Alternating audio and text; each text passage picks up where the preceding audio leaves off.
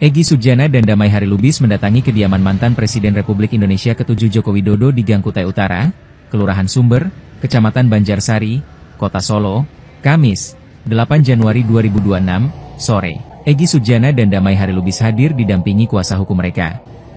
Keduanya diketahui merupakan tersangka dalam kasus tudingan ijazah palsu Presiden Jokowi. Akses menuju gang utama dijaga, sementara masyarakat dan wartawan dibatasi pergerakannya. Jokowi menerima tamu khusus yang diduga keluar masuk melalui gang sisi barat. Ajudan Presiden Jokowi, Komisaris Polisi Syarif Muhammad Fitriansyah, membenarkan adanya pertemuan tersebut. Ia menyatakan bahwa Jokowi menerima silaturahmi dari Egy Sujana dan Damai Harilubis, namun, pihak Jokowi tidak mengungkapkan isi pembahasan dalam pertemuan yang berlangsung tertutup tersebut.